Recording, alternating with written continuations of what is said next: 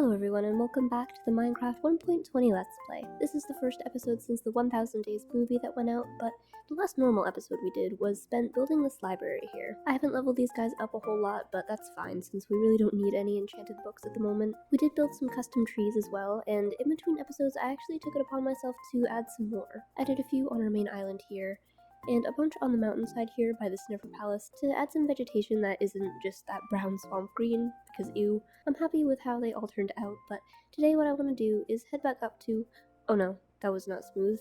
Anyways, heading back to the cove in/under the mountainside. I've built this dock here and some shops around, but the dock looks empty without any ships whatsoever, so that's the goal that I've got. It also should serve a purpose, so I'll take this opportunity to save another villager from the overcrowded pit here, and I'll give he or she a grindstone because I'm pretty sure that's how they become armorers or toolsmiths. I don't know for sure. But it's now a new day and we can start gathering some materials. I want to make a smaller fishing boat and I do want to use some bamboo, so I'll visit the panda sanctuary and collect bamboo from the farmhouse. 1 stack of blocks should be good to make some stairs and fences. Next, I need a bit of black wool. I'm not sure if I have a black sheep, my population is pretty small, and I've been changing the colors to just whatever I need at the time. Ooh, but it looks like I do have one, which isn't a lot. Oh, but I've got 15 in the chest here. Good, okay. While I'm in the area, I'll grab some honeycomb so we can wax any copper that I'll use.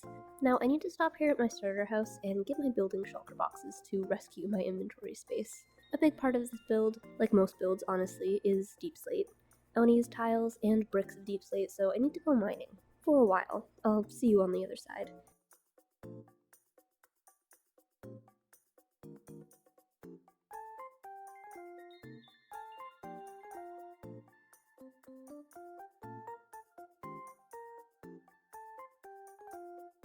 Alrighty, I've mined lots of deep slate and even found some diamonds. Now I can quickly turn these into tiles with my travel stonecutter. Another thing I want to use for this is some quartz. My supply right now isn't great, however I can buy lots from our lovely villagers. There we go. Now the only problem is that I've got to smelt it down to make smooth quartz. Oh, and I also had some netherrack smelted down in advance. I do actually want more netherrack, so while this smelts, I'll head to the nether.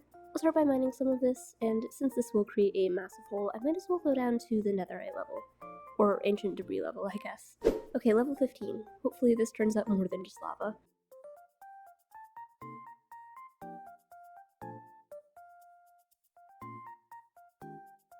Beautiful. A couple stacks should be fine. No netherite, but I also do need blackstone in here, which unfortunately means that I need to go to a basalt delta.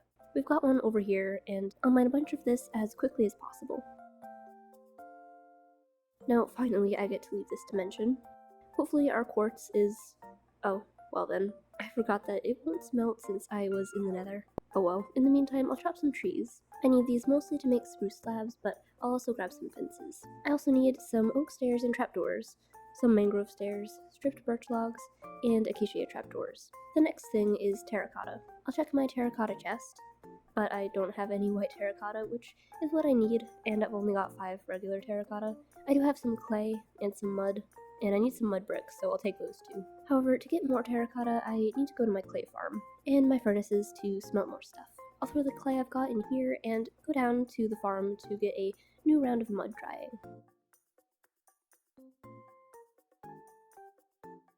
I actually need more white dye of all things, and this calls for a trip to the skeleton farm. I needed this for terracotta as well as concrete, so I'll make some of that, and make the very stylish concrete tower. The last thing I need is to gather a bunch of wheat for the mud bricks. And now everything is all set for this first boat, which I think needs to go on this far side over here. I'm starting with cobbled deep slate and tiled deep slate for the base here. It's going to be a shorter boat, which you'll see here now that the base is done. The deck is simple spruce slabs, and I'm making a railing out of bamboo stairs and fences. I wanted to add some decor in the form of stuff hanging on the side, so there's a life preserver on one side and 2 tires on the other side made of black wool. To make a small sort of shack on the deck here before the main room, I'm using nether brick with cherry beams and some note blocks to top of it. For the big structure, I'm going for a rusty white color, so I'm using the white terracotta with regular and orange terracotta, moving up to the lighter colors of quartz and concrete. And don't worry, I am going to blend this with glow lichen later. There are some made-up sort of windows here that you can't see through because they are just glowstone with an oak trim. The roof on the front area is acacia to contrast the dark nether brick, and behind that I'm doing a simple stone roof with chiseled stone and walls underneath. The roof here has a chimney on top as well that I made out of mud bricks and placed campfires on top with the oak trapdoors to somewhat hide them. For some extra details on the outside, I'll use some stone buttons and the glow lichen on the main room. On the back of the boat, I made a little line for a net or towing something, I guess, since this is meant to be kind of a little fishing boat. So the boat is looking good so far, but it needs an anchor. And now the finishing touch is a flag type thing, and because again this is a fishing boat, I made a little fish flag out of crimson wood and nether brick. And now the first boat is in our dock. I was going for a cute little boat that would fish on the ocean out here, and it definitely works for this area, but I've also got a swamp, so I guess I probably should add some riverboats here in the future. I know that made it sound like I'm going to build a chill swampy boat, but instead I really want to build a pirate ship to somehow fit in this little cove area. But I've done a lot of building already, so let's take a break and plant a flower field next to my library. I wanted to do this last episode, but I forgot, and it's going to go here so that it's visible from the library and the panda sanctuary. This is a bit of a dead area, so I'll use these tulips that I had in a shulker and put them down in diagonal rows here to fill the space. Now to add a border, I want to use leaves, so I'll sail over here to the leaves chest. For the pink and white tulips, I think that some birch and some flowering azalea leaves work best. Okay, now I think that's a good addition to this area. It's cute, and it makes the pathway look much more complete instead of just being a dirt path through the swamp. This is kind of in the way though, actually. Let me just fix that quickly. With a new garden added in, we can start on the materials for the pirate ship. A big part of this is spruce, so let me start by chopping some more trees. Most of these are staying logs, but some are going to be slabs. I also need more moss and cobblestone and andesite, plus even more deep slate. I need to farm lots of grey wool from these guys, which I'm sure is going to be painful for the sheer quantity that's needed. I really do need an automatic wool farm, I guess. Another challenging thing is prismarine. I need a lot, but you can see that I don't have a lot. I've got a good amount of the bricks, but I am going to need to sail to the farm, where I think I have some sitting in the storage room. Yes, great, this is plenty. And I've got many more items to collect, but I feel like I've been doing a lot, so I'll just collect the rest real quick. Well, it'll be quick for you guys.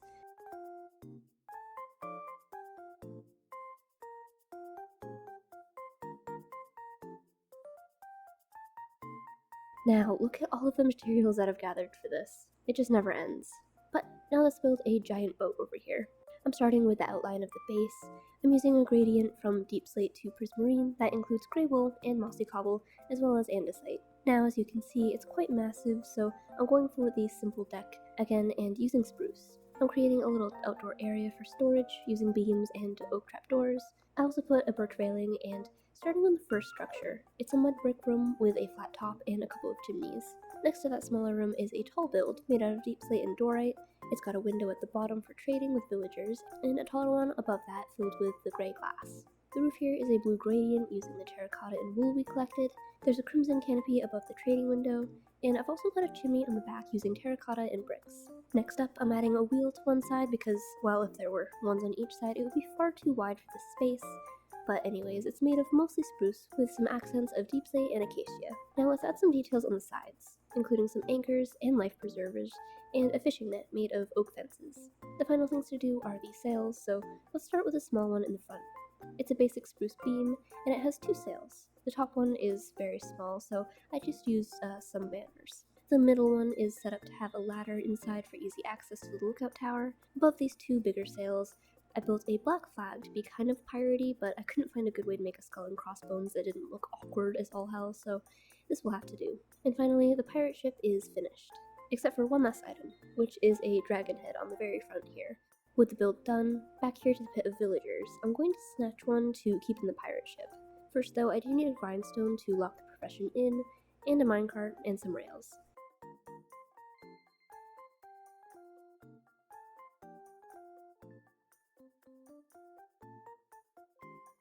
Now this guy is here in his forever home. He's still a fisherman, but he'll eventually forget about that life. Yeah, there we go. I know I'm going to have to spend a lot of emeralds to level this guy up. I don't know how much these axes will actually smelt down to, but I think I'll set up an automatic smelter. I've set this up in the corner, where I was actually planning to have a furnace of some sort anyway, so it works out. I'll just continue buying these axes and smelting them until he's leveled up enough. However, he needs a stall so that he can actually access the job block to refresh the trades, and I'm thinking a nice spruce counter can go right here, and I'll just push him in, and oh no, you're fine, it's fine. Anyway, he's good now. If he could just connect to the grindstone. I am actually getting a decent amount of iron from these axes. Not enough to do this on any other occasion where I wasn't trying to level up a villager, but still. Okay, this is the next level, but it's just flint. Actually though, I do have something for this. It's a whole bunch of gravel that I hoarded from the Ocean Monument farm, and with my fortune shovel, both you and this gravel are toast.